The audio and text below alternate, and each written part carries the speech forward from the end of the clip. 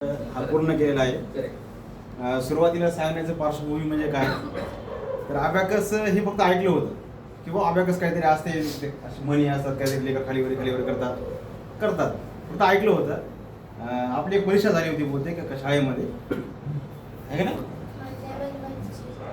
Level 1 ची एक परीक्षा झाली होती. त्या म्हणजे लावायचंच होतं, पण लावण्यासाठी एखादी घटना घडल्यानंतर मला त्या गोष्टीकडे जातं मुदावून, एक निमित्त मुदावून ती गोष्ट झाली आणि मुदावून आलो आणि आल्यानंतर ॲडमिशन करण्यासाठीच यायचं म्हणून या हिशोबानं आलो होतो आणि ॲडमिशन केलं.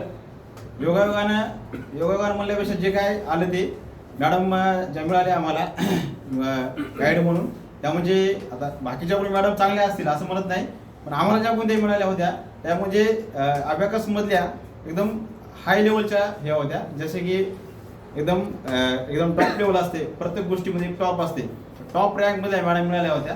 तर मॅडमचे एकदम खूप आभार त्या गोष्टीविषयी, कारण त्यांनी एकदम कम्पॅशनली या गोष्टी सगळ्या केल्या आणि प्रत्येक म्हणजे मुलांना मोटिव्ह ठेवणं खूप महत्त्वाचं होतं. 3.5 वर्ष मुलांना जागतं ठेवणं, ह्या गोष्टी खूप महत्त्वाच्या होत्या आणि ह्या ठेवण्याचं काम मॅडमने केलं.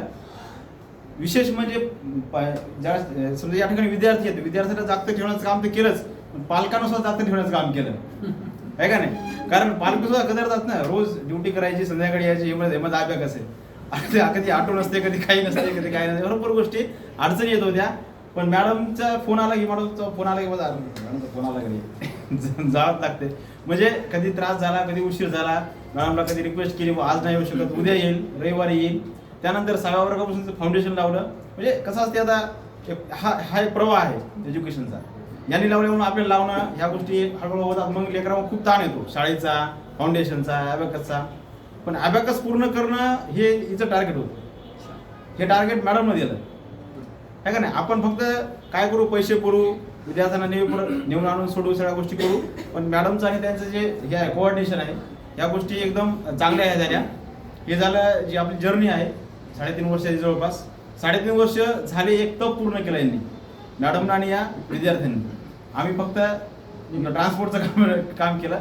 या दोघांचं खूप श्रेय आहे, डेडिकेशन आहे. मॅडमला अशा भरपूर टीम बाहेर काढल्या असतील, पण एक आमच्या दृष्टिकोनातून आमचा विद्यार्थी आमचा हे म्हणून. आणि ही झाली जर्नीविषयी.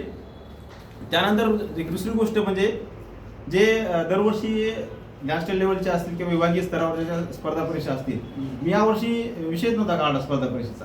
म्हणलं बा माझ्याच्या येणं होणार नाही, माझ्या मागे इलेक्शनचे काम, यावर्षी 4-5 इलेक्शन झाली, नगरपालिका ह्या सगळ्याच, माझ्या मागे इलेक्शन ड्युट्या हे सगळ्या करून मला नेऊन आणून सोडणार नाही. घरी अभ्यास करत असेल तर सांग, पण तरी शेवटी आपल्याला सर आवडत नाही, लेकरांना आवडत नाही, मॅडमचा फोर्स.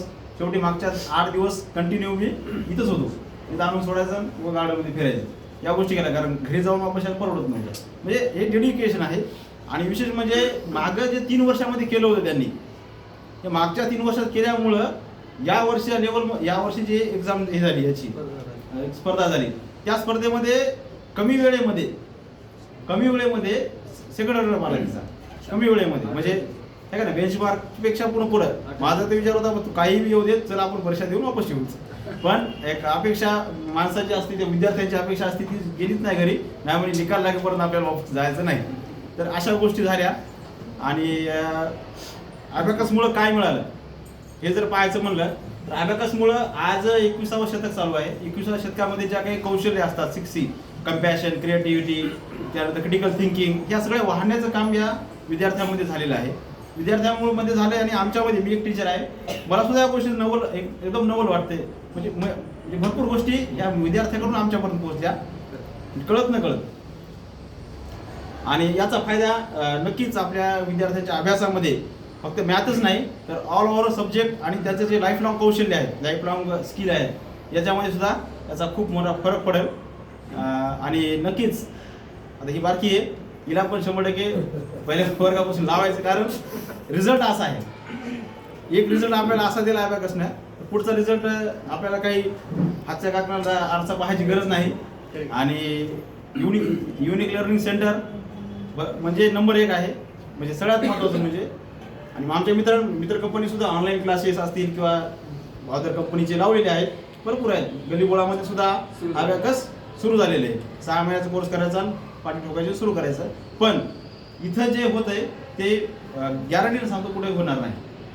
कारण जे फिजिकली ज्या गोष्टी शक्य होतात त्या ऑनलाईन किंवा काहीतरी करायचं 2-4 गोष्टी करायच्या याच्यामुळं त्या गोष्टी होत नाही. आणि एकदम पुन्हा एकदा धन्यवाद. म्हणजे आता मॅडमला तर म्हणलेलं आहे, पण ही जी संधी उपलब्ध करून दिली ती आपल्या मार्फत झालेली आहे. त्यामुळे आपले धन्यवाद आणि मॅडमचे सुद्धा एकदम धन्यवाद. Okay, thank you.